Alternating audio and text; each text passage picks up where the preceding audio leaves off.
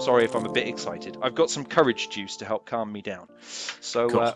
right, let me read a quick intro, and then we'll get going. So, ladies and gentlemen, boys and girls, children of all ages, my name is Lauren Risley, host of the Halcyon Show. How you doing? Today, we welcome a man who has produced some of the most sophisticated, nuanced, and thought-provoking, and frankly harrowing content I've ever seen. And he has made it his mission to see the medium of gaming represented and presented as a legitimate genre of entertainment and media worthy of study and reflection. Having started his channel in 2014, he has amassed over 39 million views and over 330,000 subscribers, focusing on making videos focused on exploring topics within video games, as well as being a vocal advocate for mental health and autism. Please welcome a man whom I've come to know and trust as the last word on philosophy in gaming. Damn, nearly made it to the end. The man who says hello to staying yellow. I'm profoundly humbled to welcome the one and only Max Derrat. That is probably the greatest intro I will ever receive, ever. It was awesome. Thank you. As my friends in the battle rap community will say, facts. Facts. Yes. Because you are, without a doubt, one of the most professional, competent, and nuanced creators on YouTube today, bar none. And I want to kick off by asking the dumbest question you'll ever be asked, which is, how do you get so good at doing that thing you do? I told you. I told him. I said it. I'd say it dumbly. I told him. I warned him. 2 words: weaponized autism. Wow. And I can make that joke because I do have autism, as you alluded to a moment ago. It's just because I love the things that I talk about so much that I'm able to just give my entire being over to them and be persistent with them. I suppose it's the most apt answer I can give to that. But thank you for your compliment. It's a big one to take, man.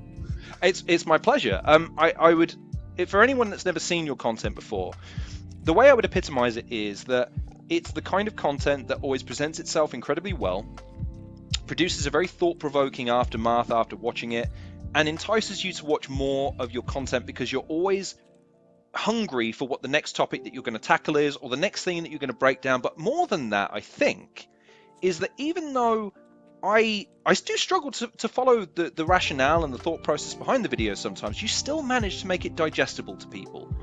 How do you manage that? Because I never typify your videos as being simplistic, but you have a intellectual presentation that seems to resonate with people. How have you kind of balanced those two things?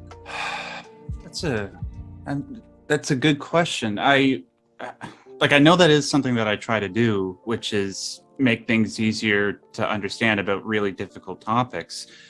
But I never really thought about how I go about doing it. I suppose maybe just by listening to people that do something similar and then cross-referencing them and trying to figure out sort of patterns in their way of speaking or delivery, and also cross-referencing them with people that speak to really simply in other ways, I'm able to develop a formula for myself that I can consistently rely on. It also helps to, as somebody who has ADHD and has difficulty paying attention, to write the scripts as if I'm writing them to myself, as if I'm explaining them to myself.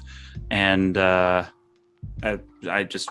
guess naturally, by following that, things just happen to work out. But yeah, that's actually a question I got to think about a little bit more on my own. Thanks for that.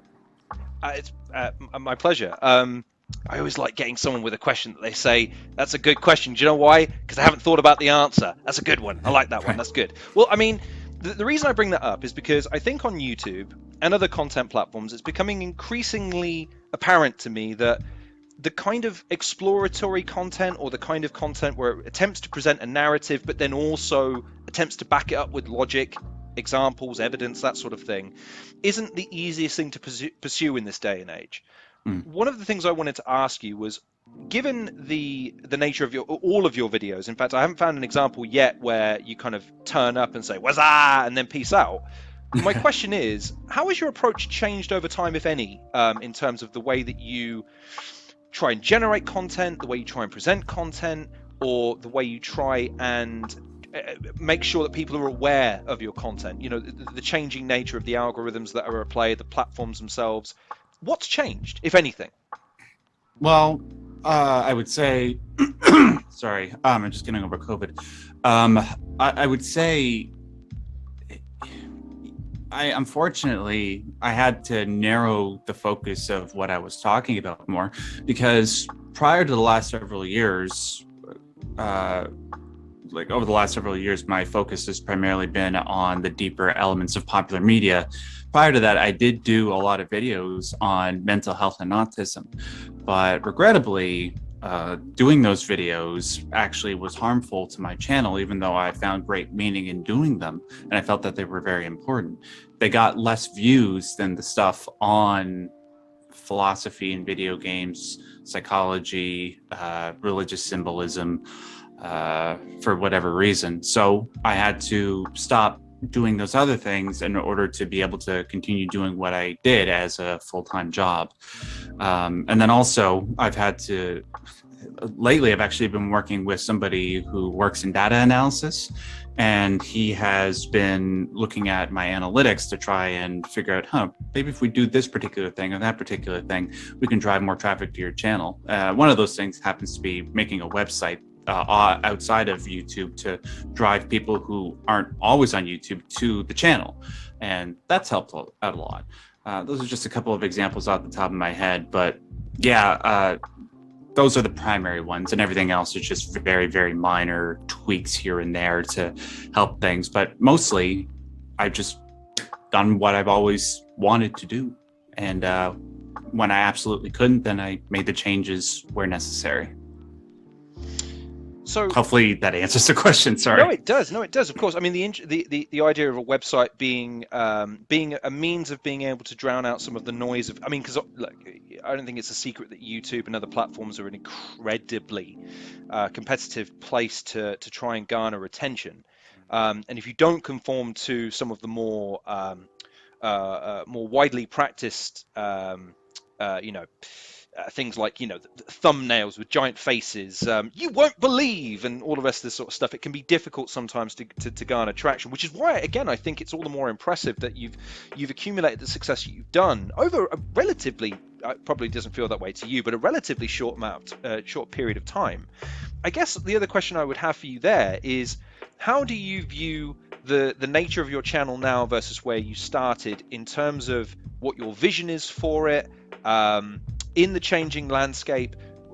What are your ultimate goals or aspirations in terms of the content you produce? Do you want to evolve into other avenues of content, or do you like where you are, and do you want to continue to maybe to hone and perfect and really, bring that into focus as far as a concept is concerned? So there's a few questions there. I guess I'll start with what you were asking me about where I was first, and then go into where I am now and where I like to end up. So initially, when I started doing YouTube, I just did it because I felt compelled to talk about subjects that were going on online, conversations that were sort of going out of control. There was a time where I actually used to engage with a lot of political subjects back when I felt like I had the stamina and patience to deal with them. And I did videos on those subjects on my channel just to try and work things out. But then after a while, I found that the more that I interact with people from all different sides of the political spectrum, I found that my own positions were challenged enough that I felt like I couldn't speak authoritatively on the subjects, and it would be better if I were to participate with them at all, to just sort of take a back seat and not be combative, but just to listen. Ultimately, though, I found that I didn't want to participate with them at all because I just found myself feeling miserable. But what made me not want to stop doing YouTube entirely was back in 2016, which was about a year and a half or 2 years after I started the channel. I played a video game called Inside. It's made by a company called Playdead. They also did a game called Limbo, which some of you might have heard of. The entire game was told without any dialogue, and it's a very symbolic game. You have to pay attention to the images in front of you to try and deduce from them what exactly is happening. And I just decided, hey, there seems to be a lot of conversation going on around this game online. Why not do my own video on it and put forward what I think was going on? And the video blew up. For several years, it was my most popular video on my channel, like over 1.5 million views. And I thought, because of the success and the positive response people were giving to me, I thought, maybe there's something here. Maybe I can do the same thing with a variety of other games. From that, I went into Silent Hill. Then I did games on Metal Gear, videos on Metal Gear, Soma, Nier Automata, and a whole bunch of other different games. And I realized, with this, people love video games. And on top of that, people love theorizing about video games, talking about video games. It's positive, and it brings people from all sides of the spectrum, of the political spectrum together. Why not be defined for something like that on my channel? So that's what I decided to pursue up until the present, and having that ethic has served me well. And ideally, as far as the future goes, I would like to, I think you mentioned it in your introduction there about what I do, is to have the beauty of video games be taken seriously, like to have it treated as an art form capable of equal profundity as what we have seen in movies like Apocalypse Now or Network, or books like Crime and Punishment, and books by Leo Tolstoy or Ernest Hemingway or F. Scott Fitzgerald and stuff like that.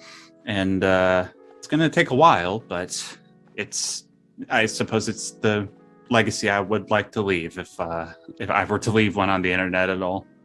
Oh, damn you, sir, because you have eliminated 3 of my questions in one fell swoop. Damn you. Right, so there goes, what do you want your legacy to be? Get rid of that one. I do have a follow-up question to your answer, Sure. Which is, how close do you think we are to... I don't know if I see video games as being held up as the medium that movies, television, literature, even comic books to a certain degree are, granted, but I also don't see it disparaged in the same way that I used to. My parents and other people that I hold in, at least from a wisdom perspective, in high esteem, they don't look at it with the same kind of derogatory gaze that I once felt that they did. How close do you think we are to that shift in perspective from a wider audience? Well, your perspective is apt, but we are further along than we used to be. I don't think people take statements like the famous one made by Roger Ebert about how video games aren't art very seriously anymore. However, we are still a ways away, like a long ways away from being able to have video games used as educational tools. And understandably so. There's a lot of different obstacles that get in the way. For example, whether or not people have access to certain systems, how long is the game? How difficult is the game? How would you be able to make sure that a student gave equal time to textbooks alongside the games? Stuff like that. And I believe there are solutions to those problems. And I hope I can do videos on them pretty soon and people will watch them. But the underlying point that I try to make to anybody who says, well, those problems are insurmountable, the underlying point is that, look, the number one thing that you want to try and do for a prospective student is to try and get them to fall in love with what they're learning about. When I was going to school, I didn't care about anything that I was taught. And because of that, I don't remember a single damn thing that I learned in all of primary school, throughout university, anything. But what got me to learn and care about things like philosophy and like all the stuff that I talk about on my channel are video games. And because video games are the most popular entertainment medium out there right now, so many people playing them, all different ages, if we can get to that point where people see, hey, like with people like me, that it can entice people to develop themselves and read about all these wonderful, profound ideas by using video games as a gateway, what could be better than that? So did that answer your question? It does. I mean, I wanted to proffer an idea that I wanted to see if you concur or disagree with. I think one of the barriers to video games being taken as an art form is the idea that books, movies, music, television they're all seen to be passive experiences, but what I would argue is that or painting, literal artwork, by the way, you have to engage with them in order to contemplate their deeper meaning or what they're trying to represent, or you have to engage with it to some degree in order to extrapolate something. Whereas gaming, the interaction is implied, and therefore it's you're kind of so busy interacting with the thing to get it to do what you want, you don't have the ability to engage with it on an intellectual basis because you're so consumed with the action. I would argue, though, that it's the same problem. It's just that it's presented in a different way, in the sense that it requires a keener mind to contemplate a game while you're playing it, because you are doing something.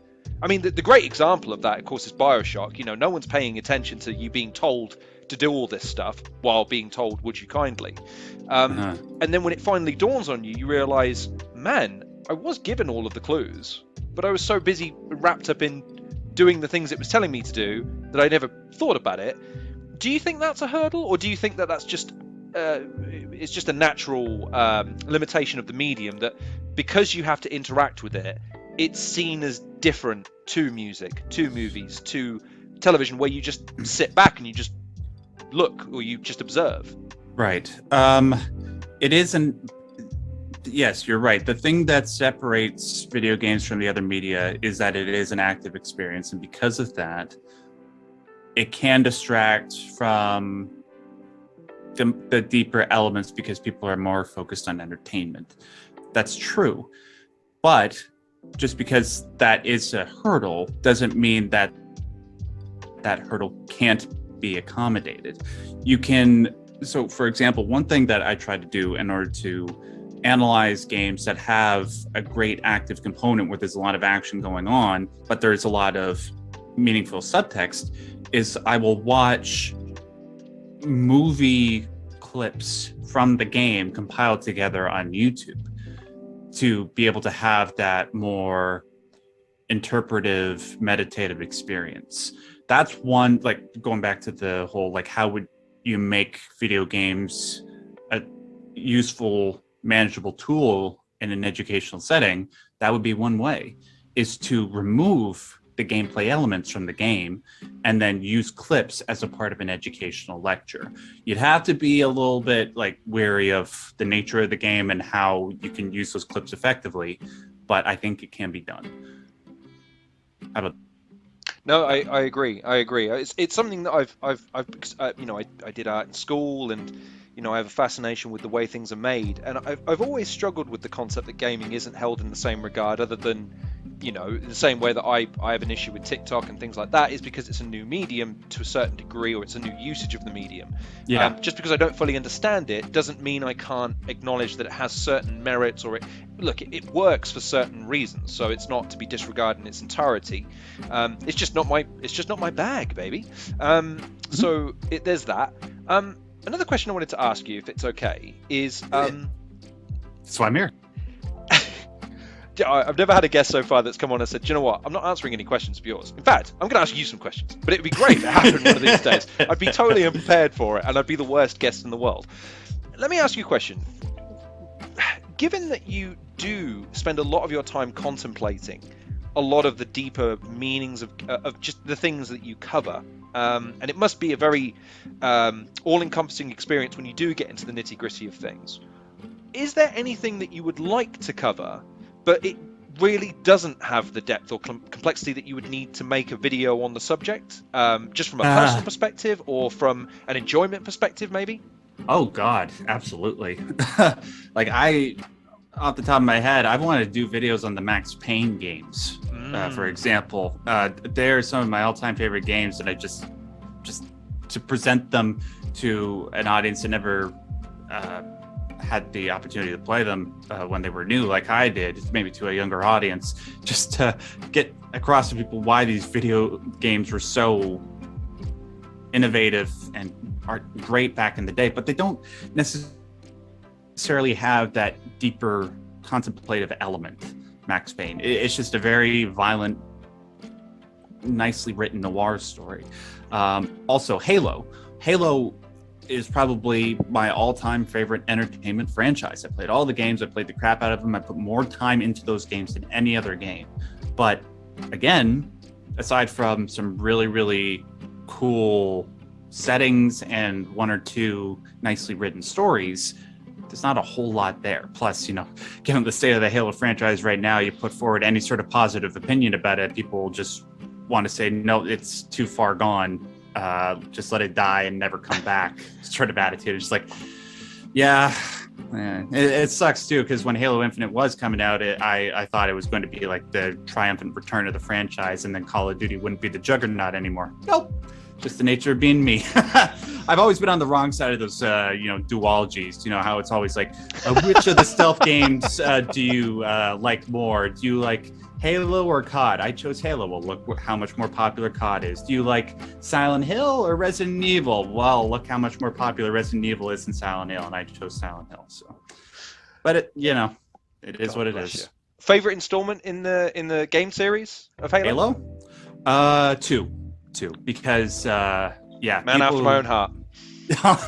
Because it's the most refined multiplayer experience. Look, I'm not disputing that Halo 3 probably is the better game overall. It had the best custom games, it had the most arcadey feel, which Halo is praised for, but people that were on Xbox Live back in the day knew how revolutionary and how much fun Halo 2 was. I spent so much of my youth playing that game, and I don't regret a single second. I'd have a podcast just talking about my experiences on Halo 2 back in the day in sick form, or the early years of what would be university in America. Going over each other's houses with two Xboxes, linking up the screens, having them at opposite ends of the room, and then spending the intervening 7, sometimes 8, 9 hours just fucking going after each other, turning around and just having the best time. Because I understand what people say about movies maybe ruining the legacy of a franchise or souring the memory of things, but I always thought that with games, there's nothing ever stopping you putting in an old game and having a new memory. Like, there's nothing wrong with games exploring different things or becoming different entries in the evolving over time. But there's nothing stopping you from chucking in Halo 2, going split screen, and hearing the torrent of abuse of someone when you nail them with a rocket launcher and someone saying it's the cheapest way to get a kill. It's still bliss to me, and I'm so happy you said Halo 2. I was worried you might say another entrance, but that's great. Halo 5. No, I'm kidding. We would have had to end the interview there if I said that. I don't hold it. The only thing I have to heartily defend against anyone is when someone brings up the notion of Twilight as a movie franchise with any merit. But that's a conversation for another day, and my bugbear. I'm sure you don't have time to engage in such petty arguments. But I have a silly question, if that's okay. When you're not trying to contemplate very profound things, or at least trying to present them, what game, movie, or entertainment medium do you chuck on for a bit of mindless fun? What do you do to really unplug? So I had to thank my wife for the majority of my answer to this question. She has gotten me into a lot of more mindless games for me to unwind. Dead by Daylight. I haven't played a lot of that game recently, but it's just a nice, chill game, which is weird to say because it's about killers trying to kill you. But there's a familiarity to it. There's expectations of what you can get into. It's not going to be too toxic, provided you're not on a crappy team. Or you're playing with a killer that plays Leatherface all the time. Screw all of you. No, I'm just kidding. That was toxic. No, but I enjoy it a lot. It's just you go into it, you know what's going to happen for the most part, and you just chill. Sometimes when I'm feeling a little bit more like wanting to shoot somebody, I play some Overwatch 2. I'm a Soldier 76 main. I do pretty well. Let's see, what else? We've recently been playing a game called Unraveled, which is just a nice side-scroller, relaxing game. And then when I'm on my own, though, maybe something like Halo, like I said. I play a lot of that. I think that's it for the most part. Oh, and I used to play, like up until very recently, I used to play a lot of Minecraft, but anybody who has played Minecraft knows that it's a huge time sink, and given what I do with my job, I can't really play it as much anymore. But yeah, those are the core ones. All good choices. Again, having a good mindless fun game is imperative in my experience at the moment. I've gone back to Prototype and some mindless carnage and mayhem, and just feeling like I'm some superpowered god among men, and then to have to be told off by the missus because I forgot to get a roll of lawn from home base is a sobering experience. But again, conversation for another day. If I could ask, is there something in particular or someone in particular that was genuinely inspiring to you in terms of what you do now? You mentioned earlier that Inside was a game that certainly inspired you to a certain degree. I'm sure there was something about the game in particular that sort of sparked or stoked a fire within you, but is there something beyond that, or was it that moment that was really the genesis of what you've kind of become at the moment? Well, in regards to YouTube, yes, it was. But as for the wider project of seeking meaning through video games, the instigating game was Metal Gear Solid 2. It was the most profound moment in gaming. Oh, wait, no, we didn't mention that. We were talking about that in the pre-show, right? Should I just mention to people what I'm referring to? By all means. Okay, so I'm on record. My most popular video on my channel is a video called "The Most Profound Moment in Gaming History." I didn't make that declaration. A friend of mine did, about a video game called Metal Gear Solid 2, my all-time favorite video game. And then when I wanted to do a video on that moment, I went to my friend. His name is Steve. He did his own video on it, but I asked him if I could do my own, and he said, yeah, that's fine. So I did. That moment, I remember experiencing it at the age of 8 or 9, because I was born in 93, but that game came out in 2001, and I think I played it for the first time in 2002. Obviously, at that age, when you get to that final moment in the game, I didn't know what was happening. However, I played the game at the age of 16 in 2010, and I experienced that moment again. And when the villain was talking to the main character, when the villain had quote unquote won, and he was dressing down the main character for all his failures, there was things about what he was saying that triggered something within me and brought me to a new level of consciousness. Stuff like, you lack the qualifications to exercise free will. Oh, do you hide behind a false self in order to distract yourself from the true self within you? That sort of stuff. It just lit something up within me. And also all that stuff about like how social media was going to be plagued with misinformation. It stirred something within me.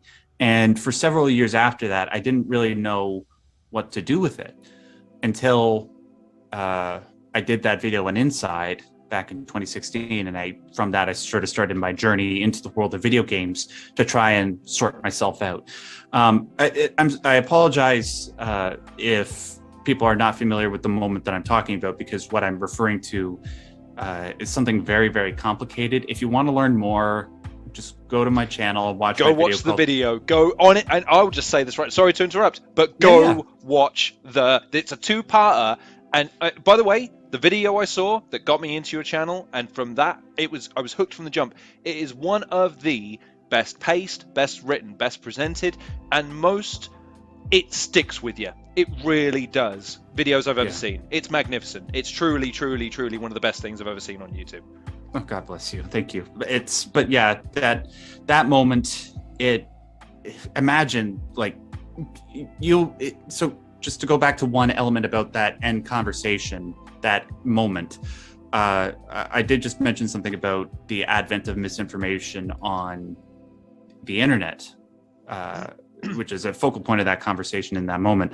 I experienced that in 2010. And I knew that what the villains were getting at in that game was true, and that it was going to get worse and worse and worse as the years went by. Well, 13 years later, look at where we are right now. And I've seen that prediction come to fruition. Like, it's been a horror show, but it's also, why I consider it the most profound moment. So, yeah. Right? I mean, in my introduction, I did say, I think I quote, frankly harrowing content, because one of the things that I think you deal with in your content is truth. And it is a hard conversation to have with people when you engage in just these are things, right?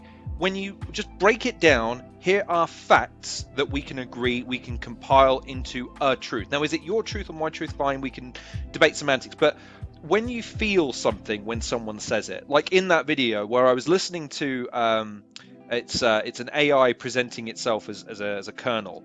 Yes. It is both not only the information, but you made the point in the video of note how he is dressing this guy down.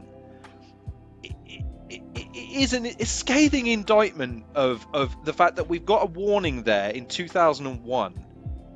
Fast forward, and you would present this to someone and they would still find a way to negate the message being made somehow, which is one of those things where, I mean, I think it was Neil deGrasse Tyson who presented it, said, listen, if you're going to go into an argument with someone, always ask this question first. What's the one piece of evidence I could present to you to at least open your mind to the prospect that you're wrong? If you can't think of something, we can't have a debate, because we're not debating, we're arguing each other's points, and whoever's wrong is whoever's wrong is the first person to give up arguing, which I never think is the right way to have polite discourse anyway, to avoid insults and to try and stick to facts rather than engage in hyperbole. But that moment, yeah, you're right. Especially when you presented it in the way you did, it's one of those crystallizing moments where you go, wow, there's a lot of truth to this, and then it hits you, like you said, oh, by the way, this came out in 2001. What? Yeah.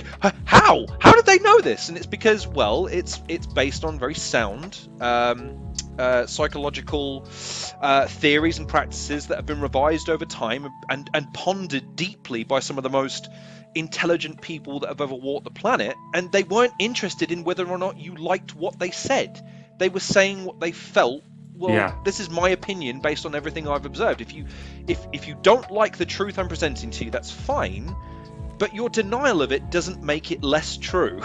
Yeah. It makes it inconvenient, which is one of the points you make in another video of yours, where you make the point that people might embrace convenient truths as opposed to the truth. Actual truths. Yeah. Yes, which is again, we talked about this off air as well. The snooker protest, where I was trying to make the point of what is a protest. It's not meant to be convenient and agreed upon in advance. That kind of negates the point of a protest. But nevertheless, final question as we bring the interview to a close. I guess you've already answered the question of what you want your legacy to be.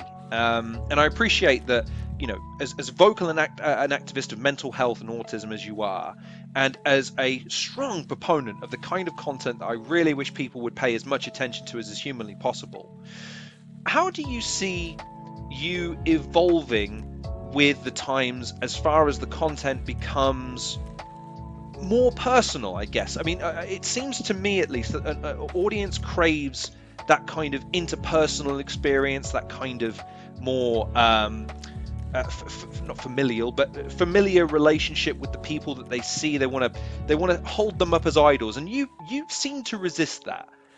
How do you contend with that? And how do you resist the urge? I mean, because it must be intoxicating. You've got 330,000 people that want to tune into your stuff. You get more on a regular basis on some of your videos. You've got a platform where people are hanging off your every word, and yet you still seem to put your focus on the points you want to make rather than you as a brand, as a look at how amazing I am. Here's my new energy drink.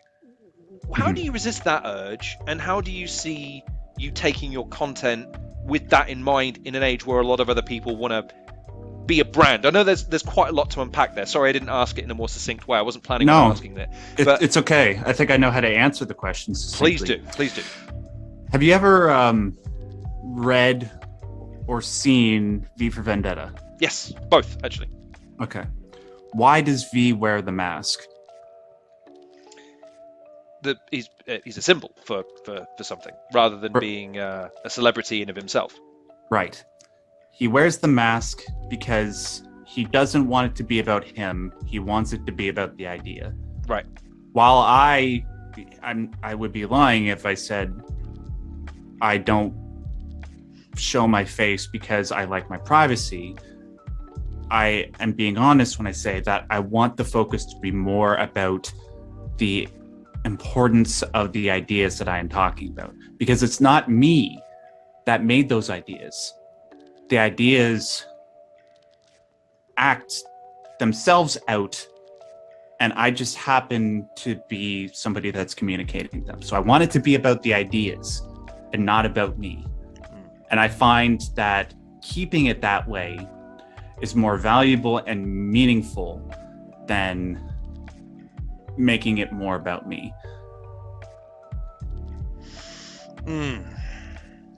God damn. Again, you didn't answer my question earlier. How are you so good at that? How are you able to answer a question that took me 3 minutes to ask in 30 seconds so well?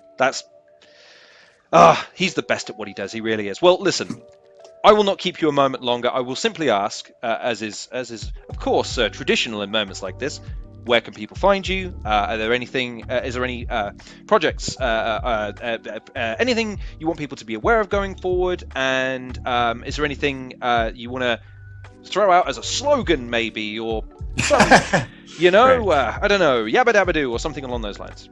Right. I would say just no, it's okay. The main. Sorry. Stay away from the punch bowl. No, I'm just kidding. I would words of wisdom to live by. My YouTube channel is obviously the main place where you guys can find me. Just at Max Derrat, first name Max, last name Derrat, which is spelled Derrat. Some people pronounce it Derrat, and I don't hassle them for it. It's what it looks like, but it's pronounced Derrat. You can find me by the same name on Twitter. Those are the two main social media platforms that I use. As far as projects that are coming up, I'm always putting out video game analysis, although going back to the whole like trying to figure out what content people like and what your focus should be. One thing that's actually benefited me quite a bit lately is going into the realm of anime. Who would have thought there's a crossover between anime and video games now? I'm going to be putting out a video next week on a video game from a franchise called Shin Megami Tensei. It's very, very deep mythological series with philosophical elements. And then next week I'm probably going to do anime, and for the foreseeable future it's probably going to be an alternation between those two mediums. So that's that as far as projects go. As far as a slogan, well, my slogan, as you will hear at the end of my all my videos, is stay yellow.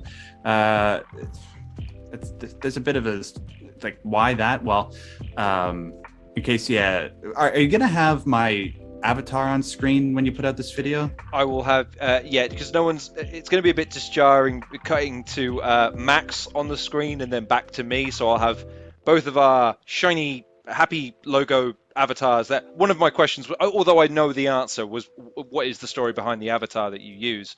But if you want to take a few seconds just to explain, by all means. Sure. Okay, so I will try to condense this as quickly as I can. So my slogan is stay yellow. What does that mean? It means stay awesome. Well, why yellow? Well, the avatar that I use, it looks like a Simpsons character. That's sort of the avatar that I've used ever since the beginning. So that's part of the explanation for it.